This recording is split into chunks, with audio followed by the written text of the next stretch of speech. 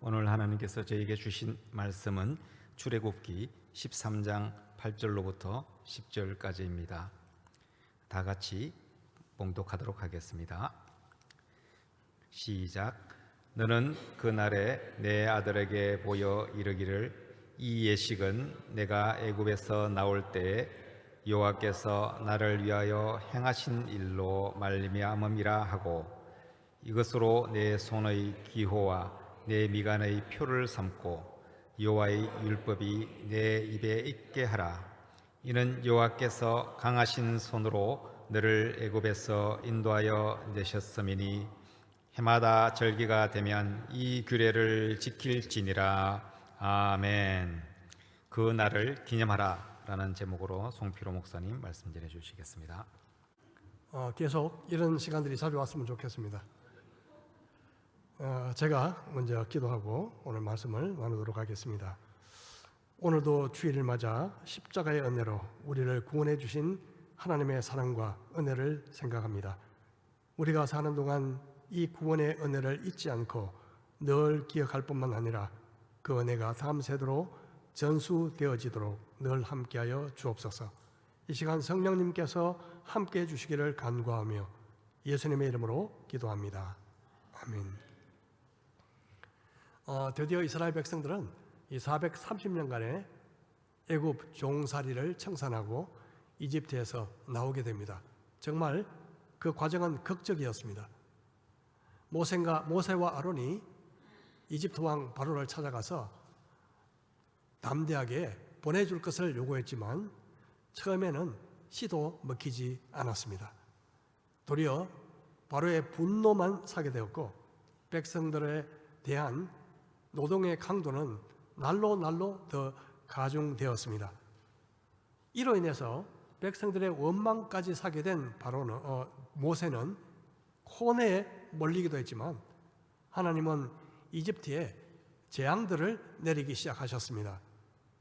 그런데 이 재앙을 당하고 나면 조금 물러서는 것 같다가도 상황이 좋아지면 다시 마음이 완악해지곤 했던 이 바로에게 마지막 10번째 재앙은 치명적이었습니다. 바로의 장자로부터 종의 장자 그리고 짐승들의 첫 새끼까지 한밤중에 죽게 되는 이 재앙은 그야말로 온 이집트 가정을 초상집으로 만들어 버렸습니다. 하지만 하나님의 말씀대로 어린 양의 피를 문설주와 임방에 발랐던 이스라엘 가정은 모두 안전했습니다. 결국 바로는 이스라엘 백성들을 쫓아내다시피 보냈습니다. 그리고 하나님께서는 특별히 이날을 유월절로 기념하여 지키라고 명령하셨습니다. 이스라엘이 이집트로부터 나오게 된 것은 믿음의 조상 아브라함에게 주신 약속이 이루어진 것이기도 하지만 또한 하나님의 무조건적인 사랑 때문이기도 했습니다. 호세아 11장 1절에 보면 이스라엘이 어렸을 때에 내가 사랑하여 내 아들을 애굽에서 불러냈거늘. 여기서 내 아들은 바로 이스라엘 민족을 의미합니다. 애굽에 종살이하던 이스라엘은 사람으로 치면 아주 미성숙한 상태였습니다. 하나님께서는 그들을 사랑해서 애굽에서 불러냈다고 말씀하고 있습니다. 하나님의 사랑은 조건적이 아닌 무조건적인 사랑이지만 변덕스러운 사랑이 아니라 반드시 약속을 지키는 신실한 사랑이기도 합니다. 그래서 신명기에서 이렇게 말씀합니다. 여호와께서 너희를 기뻐하시고 너희를 택하시면 너희가 다른 민족보다 수요가 많기 때문이 아니니라. 너희는 오히려 모든 민족 중에 가장 적으니라. 여호와께서 다만 너희를 사랑하심으로 말미암아 또는 너희의 조상들에게 하신 맹세를 지키려 하심으로 말미암아 자기의 권능의 손으로 너희를 인도하여 내시되 너희를 그 종되었던 집에서 애굽 왕 바로의 손에서 속량하셨나니. 저는 간혹 이런 의문이 들 때가 많습니다. 이 많고 많은 사람들 중에서 왜 하나님이 저를 부르셨을까 하는 의문 말이죠. 저보다 훨씬 착하고, 저보다 훨씬 재능 많고, 저보다 훨씬 괜찮은 친구들이 많은데, 그리고 심지어 저야말로 하나님의 존재조차 부정했고 또 하나님을 피해 도망가려고 했던 저였지만 끈질기게 찾아오셔서 오늘에 이르게 하셨는지 하나님의 은혜밖에는 도무지 설명할 길이 없습니다. 아마 여러분도 마찬가지시겠죠. 하나님께 내세울 만한 자격이 있어서 이 자리에 계신 분은 한 분도 계시지 않을 것입니다. 이런 우리가 모여서 교회가 된 것도 하나님의 전적인 은혜입니다. 15절 보겠습니다. 너희는 이래 동안 무교병을 먹을지니 그 첫날에 누룩을 너희 집에서 제하라. 무릇 첫날부터 일곱째 날까지 유교병을 먹는 자는 이스라엘에서 끊어지리라. 너희에게 첫날에도 성회요 일곱째 날에도 성회가 되리니 너희는 이 두 날에는 아무 일도 하지 말고 각자의 먹을 것만 갖출 것이니라. 너희는 무교절을 지키라. 이날에 내가 너희 군대를 애굽 땅에서 인도하여 내었음이니라. 그러므로 너희가 영원한 규례로 삼아 대대로 이날을 지킬지니라. 유월절은 무려 3,500년이 다 되어가는 세계에서 가장 오래된 절기입니다. 그리고 유월절과 같이 붙어있는 절기가 바로 무교절이란 절기입니다. 무교절은 유월절 바로 다음 날부터 일주일 동안 계속되기 때문에 유월절과 종종 하나로 간주되기도 합니다. 무교병이란 누룩을 넣지 않은 떡인데요, 히브리어로 마짜라고 합니다. 오늘날 유대인들은 이 마짜를 만들 때 누룩을 넣지 않고 오로지 밀가루와 물만 사용해서 오븐에서 18분 이상 지나지 않도록 특별히 신경을 쓰는데요, 요사이는 이 대량으로 생산되기도 하죠. 이 마짜를 맛있는 크래커 정도로 생각하면 큰 오산입니다. 가장 맛이 없는, 세상에서 먹어본 크래커 중에서 제일 맛이 없는 크래커다, 그렇게 생각하시면 될 것 같습니다. 이전 우리가 성탄식에도 한번 사용한 적이 있는데요, 앞으로도 그렇게 했으면 의미가 더욱 있을 것 같습니다. 세상이 좋아져서 요사이는 쿠팡에서도 이 마짜를 구입할 수 있더라고요. 하나님께서는 유월절 첫날과 마지막 날은 아무 노동도 하지 말고 경건한 마음으로 그 당시 애굽에서 있었던 일을 기억하도록 하셨습니다. 첫째 달, 그달 14날 저녁부터 21일 저녁까지 너희는 무교병을 먹을 것이요 이래 동안은 누룩이 너희 집에서 발견되지 아니하도록 하라. 무릇 유교물을 먹는 자는 타국이든지 본국에서 난 자든지를 막론하고 이스라엘 회중에서 끊어지리니 너희는 아무 유교물이든지 먹지 말고 너희 모든 유하는 곳에서 무교병을 먹을지니라. 이 무교절 기간에는요, 누룩이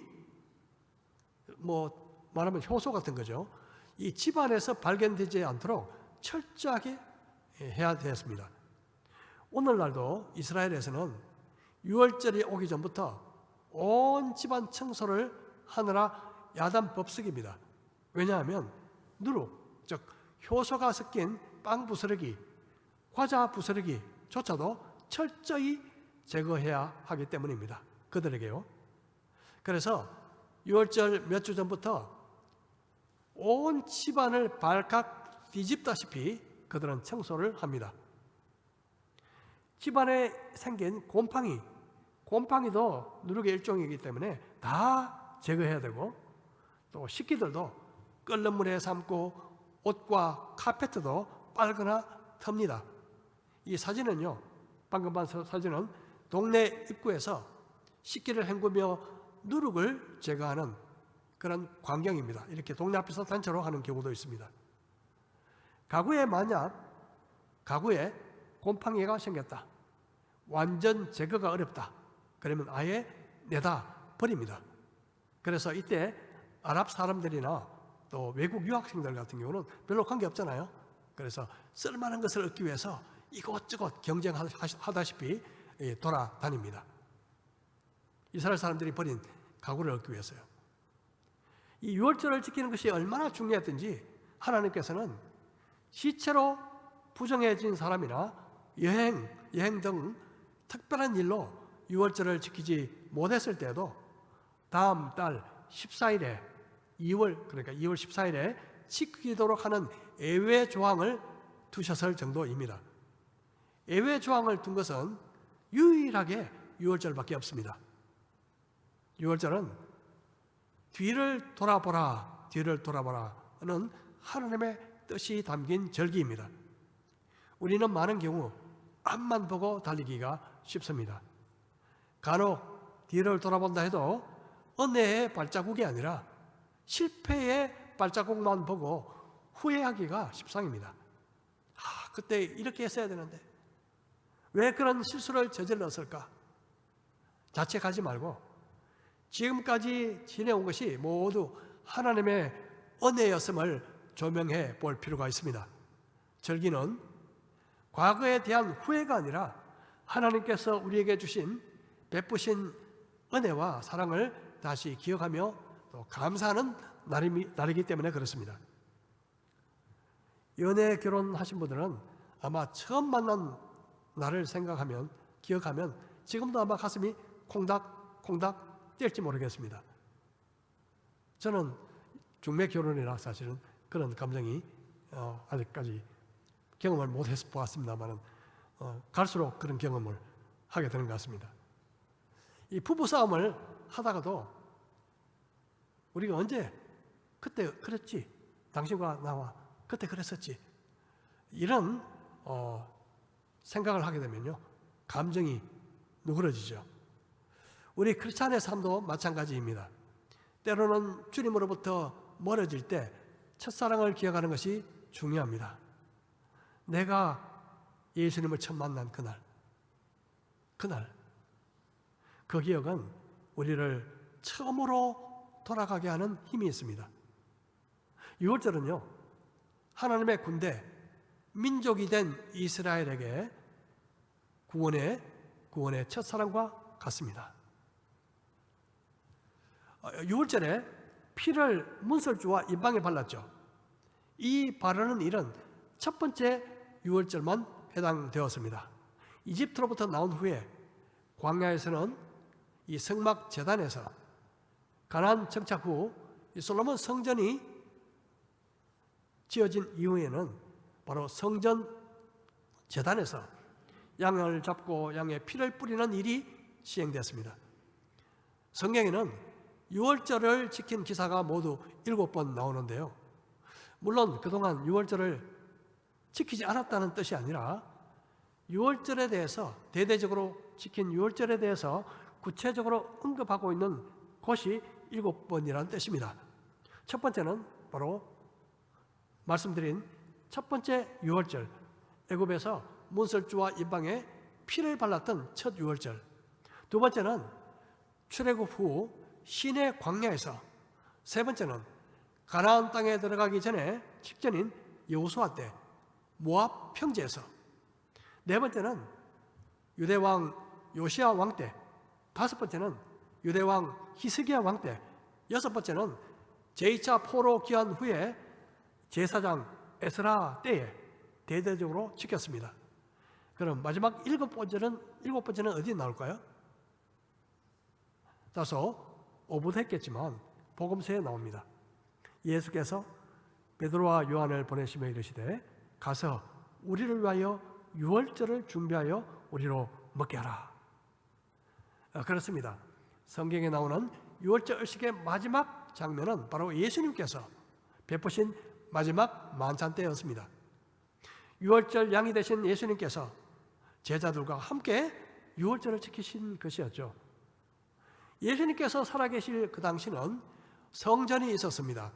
성전. 물론 헤롯 대왕이 정축한 헤롯 성전이었죠.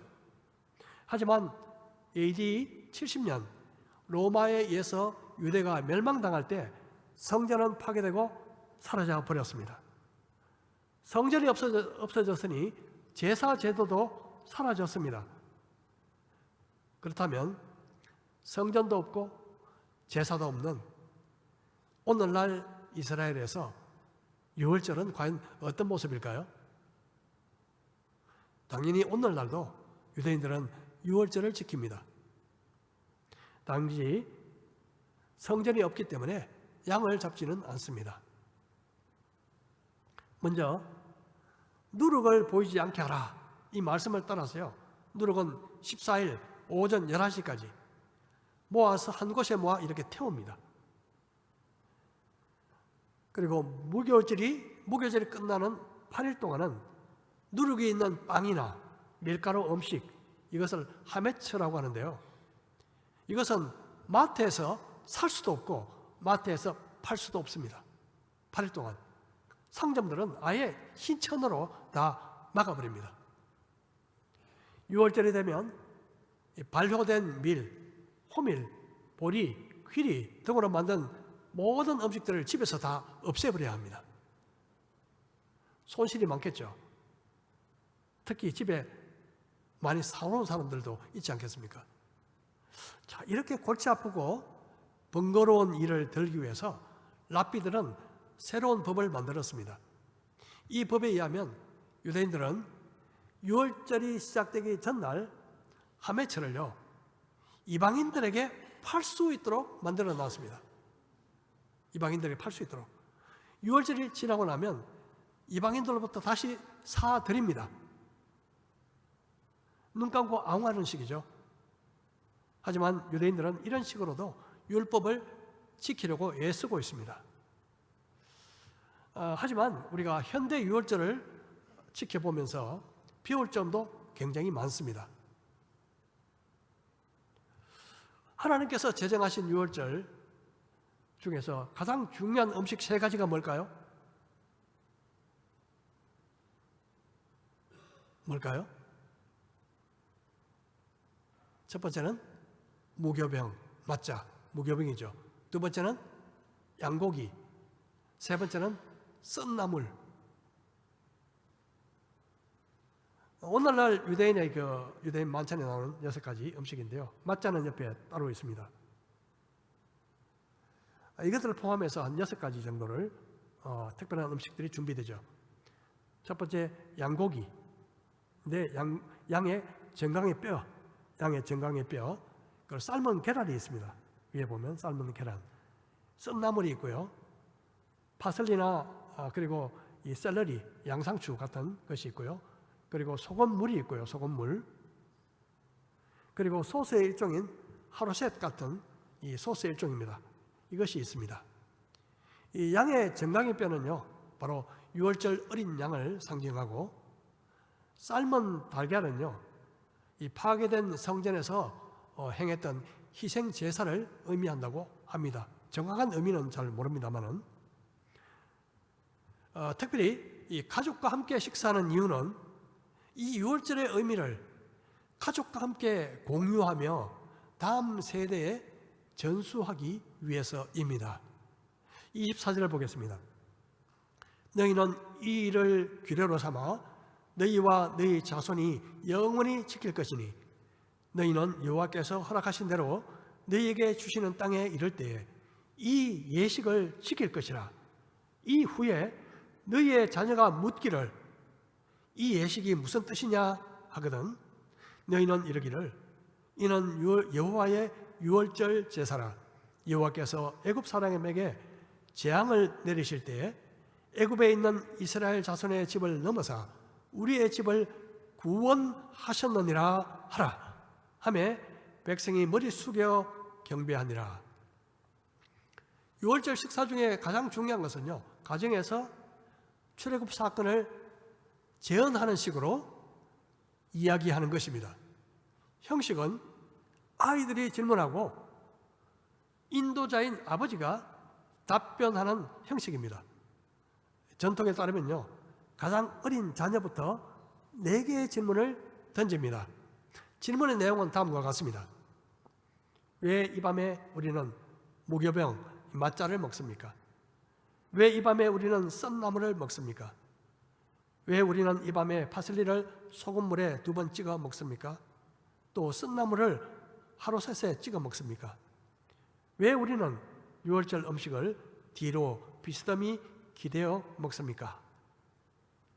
이 질문에 대해 아버지는 이스라엘 백성들이 출애굽 때 겪었던 일들을 하나하나 이야기합니다. 설명하죠. 첫 번째, 무교병을 먹는 이유는 이스라엘 백성들이 이집트로부터 나올 때 누룩을 넣어서 부풀릴 시간이 없어서 너무 급박했기 때문이라고 설명합니다. 두 번째, 썬 나물을 먹는 이유는 이집트에서 노예 생활의 고통을 잊지 않기 위해서라고 설명합니다. 세 번째, 소금물에 파슬리를 찍어 먹는 이유는 이집트에서 흘린 눈물을 기억하기 위해서라고 설명합니다. 마지막으로 뒤에 기대어 편하게 음식을 먹는 이유는 여러분 기억하십니까? 첫 유월절 어떻게 했죠? 신발을 신고 허리띠 치고 허리띠를 메고 지팡이를 잡고 마치 군대가 출동하는 것처럼 그렇게 먹으라고 했잖아요. 이 마지막으로 뒤로 기대어 편하게 음식을 먹는 이유는 이제 자유를 얻은 백성으로서 뒤로 기대어 먹어도 될 만큼 여유와 기쁨이 있다는 것을 나타내기 위해서라고 설명합니다. 오늘날에는요, 이 베개가 미리 준비되고 이 아버지는 의자 뒤에 이 베개를 받치고 편안한 자세로 이제 우리 자유를 얻었어. 음식을 먹으면서 출애굽에 대한 설명을 제안합니다. 시대에 따라서요, 조금씩은 차이가 있지만 수천 년 동안 유대인들은 이 출애굽 사건과 유월절의 의미를 다음 세대로 또 다음 세대로 또 다음 세대로 지금까지 전수하고 있습니다. 자, 다시 출애굽 현장으로 가보겠습니다. 밤에 바로가 모세와 아론을 불러서 이르되 너희와 이스라엘 자손은 일어나 내 백성 가운데에서 떠나 너희의 말대로 가서 여호와를 섬기며 너희가 말한 대로 너희의 양과 너희 소도 몰아가고 나를 위하여 축복하라 하며 애굽 사람들은 말하기를 우리가 다 죽은 자가 되도다 하고 그 백성을 재촉하여 그 땅에서 속히 내보내려 하므로 그 백성이 발교되지 못한 반죽 담은 그릇을 옷에 서서 어깨에 매니라. 드디어 애굽 왕 바로는 백기를 들었습니다. 더 이상 버틸 수 없어서 그들의 요구를 전면 수용하고 마치 쫓아내보내듯이 이스라엘 백성들을 내보내려고 했습니다. 이스라엘 백성들은 급하게 떠날 준비를 갖추었습니다. 그리고 또 한 가지 중요한 일이 있죠. 35절 이스라엘 자손이 모세의 말대로 하여 애굽 사람에게 은금 폐물과 의복을 구하며 여호와께서 애굽 사람들에게 이스라엘 백성에게 은혜를 입히게 하사 그들이 구하는 대로 주게 하심으로 그들이 애굽 사람의 물품을 취하였더라. 이스라엘 백성들은 나가기 전에 이집트 사람들에게 은, 금, 폐물, 의복을 달라고 했죠. 그들은 구하는 대로 다 주었습니다. 어떻게 보면 그들로부터 강제로 빼앗은 것이 아니라 오랫동안 이집트에서 종살이를 했던 대가라고도 볼 수 있습니다. 그 외에 여러 가지 추측을 할 수 있지만요, 가장 분명한 것은 하나님께서 이집트 사람들의 마음을 움직여서 은혜를 베풀게 하셨다는 것입니다. 믿음의 조상 아브라함도요, 이전에 이집트에 들어갔다가 나올 때 비슷한 상황을 경험한 적이 있습니다. 자기 아내를 누이라고 속여서 아주 곤경에 처할 뻔도 했지만요, 하나님께서 은혜를 베푸셔서 그 공경에서 빠져나왔을 뿐만 아니라 나올 때 많은 선물을 받고 나왔죠.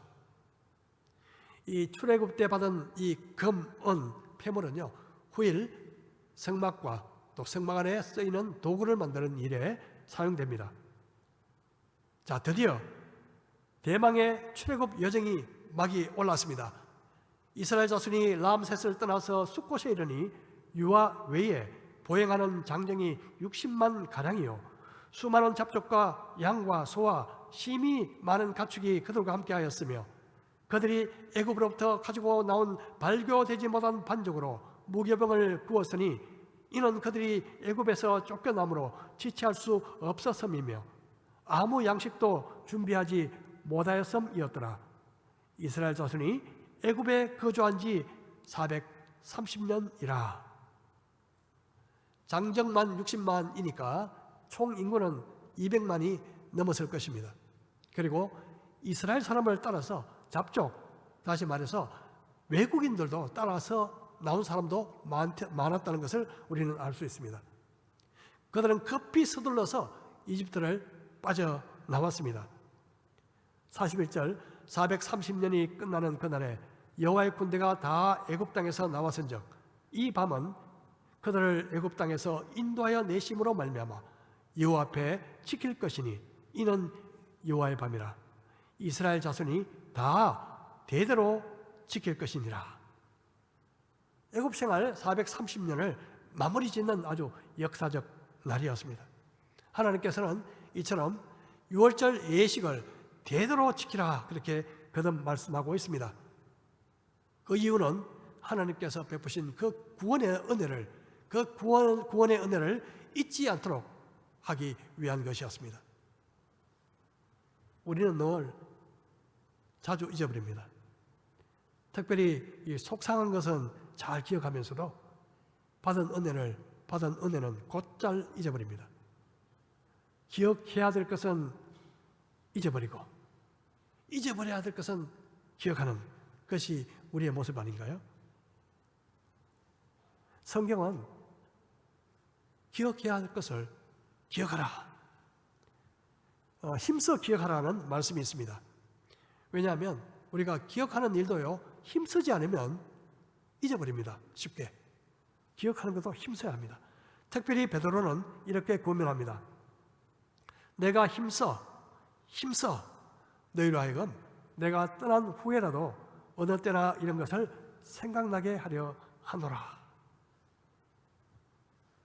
중요한 것은요, 하나님이 베푸신 이 놀라운 구원의 은혜를 우리 세대 당사자만 기억하는 것뿐만 아니라 우리 다음 세대 자녀들에게 전수하는 것입니다.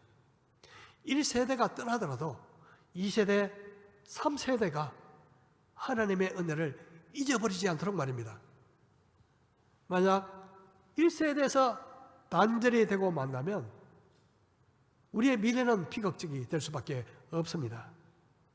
사실상 오늘날 우리에게서 일어나고 있는 일이 아닌가요? 하나님의 은혜를 기억하되 우리 당사자뿐만 아니라 다음 세대에 전수하는 것은 우리 부모 세대가 목숨을 걸고 지켜내야 할 중요한 가치인 것입니다. 자녀들을 살리고 부모가 죽어야 되지 않겠습니까?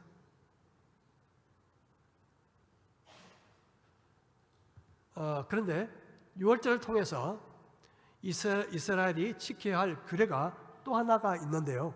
그것은 바로 장자봉헌이란 것입니다.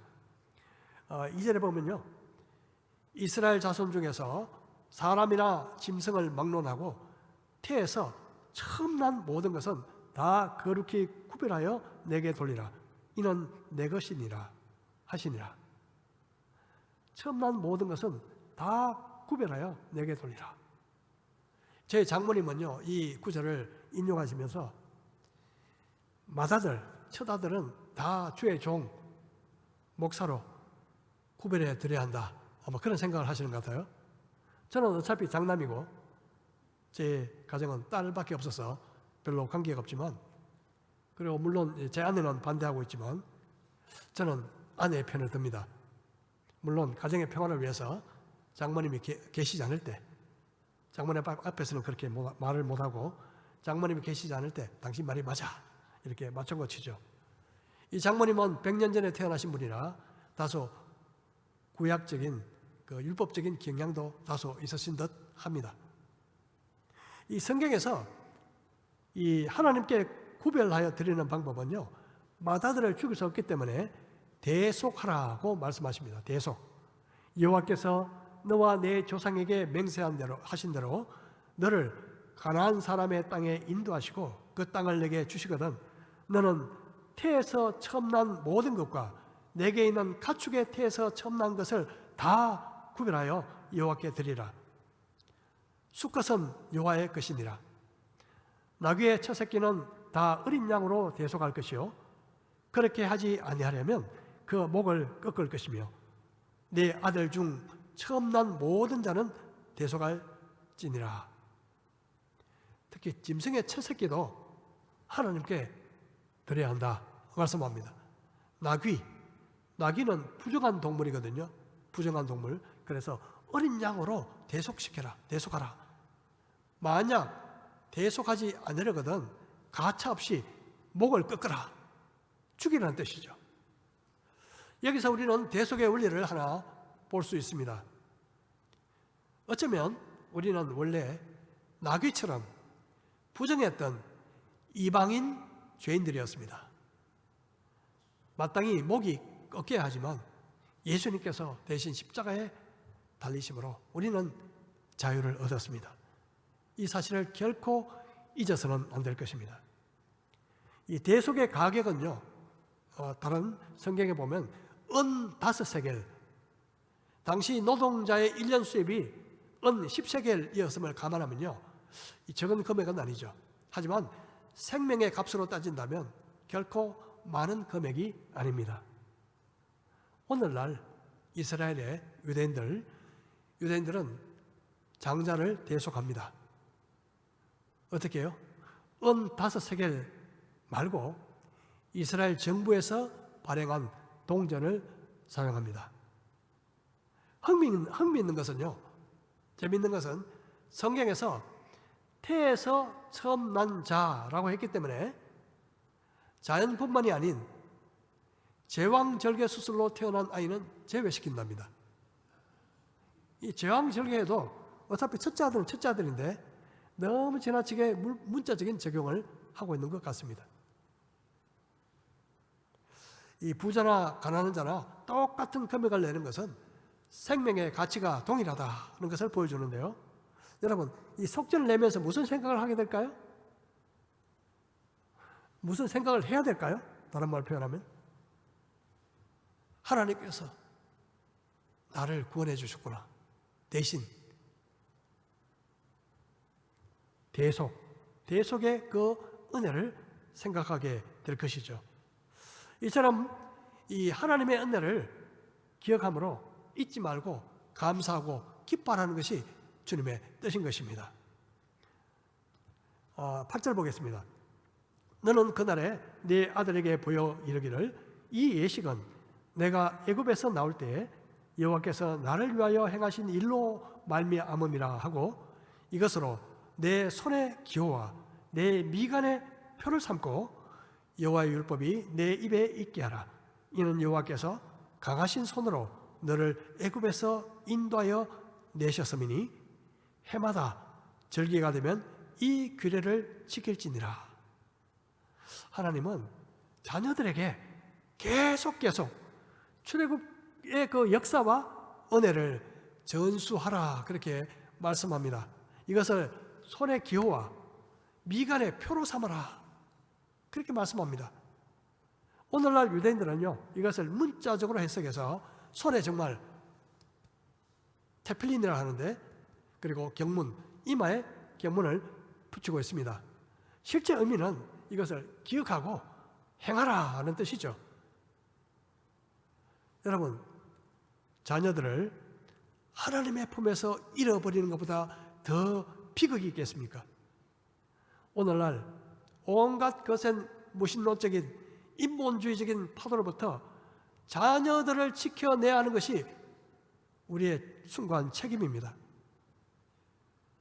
물론 하나님의 은혜가 필요하겠지만요, 우리의 책임이 있다는 거죠. 여러분, 우리들의 자녀는 지금 어디 있습니까? 그들이 우리의 품을 떠나기 전에 부모가 해야 할 가장 중요한 일은 무엇이겠습니까? 그것은 하나님의 품을 떠나지 않게 하는 것입니다. 하나님의 품을 떠나지 않게 하는 것. 하나님의 은혜를 전수하는 것보다 더 중요하고 더 긴급하고 더 영원한 일이 있겠습니까? 우리 다음 세대가 하나님을 떠나는 가장 큰 이유는 이렇게 말합니다. 부모들이 신앙 교육을 가정이 아니라 교회에 다 맡겨버리기 때문이다. 교회에서 신앙 교육이 중요하죠. 그러나 더 중요한 것은 가정입니다. 많은 자녀들이 교회에서 신앙생활을 배우지만요, 정작 가정에 가면 모순적이고 형식적인 신앙으로 살아가는 부모를 보면서 그들은 의심과 회의에 빠집니다. 말로는 하나님을 사랑하라, 말로는 하나님을 경외하라고 하면서 자신들은 돈을 사랑하고 출세를 강조하고 불평하고 세상 염려 속에 빠져 있는 부모를 통해서 배울 것은 과연 무엇이겠습니까? 어릴 때 별 저항 없이 교회 다니지만 아이들이 큰 후에는 생각이 바뀝니다. 부모의 이율 배반적인 삶은 신앙의 반발심만 키울 뿐입니다. 가정이 회복되어야 다음 세대가 삽니다. 우리 교회는 어린 자녀들이 별로 없습니다. 이미 자녀들을 장가 보내고 또 시집 보내셨다면 여러분 손주들을 만날 때 1년에 몇 번 되지도 않겠지만요, 최대한 시간을 활용하십시오. 그리고 가장 중요한 일이 남아 있습니다. 자녀들을 위해서 늘 기도하는 것. 자녀들을 위해서 늘 기도하는 것. 여러분, 아직 늦지 않았습니다. 우리가 살아있는 동안은 아직 늦지 않았습니다. 그래서 저는 잘 만날 수 없는 조카들을 위해서 매일매일 기도합니다. 한 사람 한 사람 이름을 들고 매일 기도하고 있습니다. 결혼을 하지 않는 청년들이 후배들에게 복음을 전하는 것, 이것 역시 다음 세대를 준비하는 순종이라고 볼 수 있을 것입니다. 오늘날 6월절에 유대인 가정에서요, 온 가족이 모여 합창으로 부르는 노래가 있습니다. 이런 가사죠. 제가 한번 들었으면 좋겠는데 이게 잘 안 되더라고요. 우리는 노예들이었네. 그러나 지금은 자유롭다네. 자유롭다네. 우리는 노예들이었네. 그러나 지금은 자유롭다네. 이 온 가족이 모여서요, 같이 부릅니다. 수천 년 동안 유대인들은 말씀을 따라 조상들이 겪었던 이집트에서 종살이, 그리고 그들을 불러내신 하나님의 역사를 잊지 않도록 자녀들을 가르치고 있습니다. 우리는 어떻습니까? 하나님께서는 구원의 은혜를 기억하라, 잊지 말아라, 기념하라, 가르쳐라, 지키라, 우리에게 명령하고 계십니다. 역사를 잊은 민족은 미래가 없다는 말이 있습니다. 이스라엘 백성들이 유월절을 통해서 그렇게 했듯이, 지금도 그렇게 하고 있듯이, 우리는 십자가를 통해서 우리를 구원해 주신 그 하나님의 은혜를 날마다 기억하고 우리 다음 세대로 끊임없이 전수될 수 있도록 하나님께서 은혜 베푸시기를 축복합니다. 그래서 주님이 이 땅에 다시 오시는 날 영원한 이상가족이 되지 않고 주님 앞에서 모두 만나는 축복이 있기를 다시 한번 축복합니다.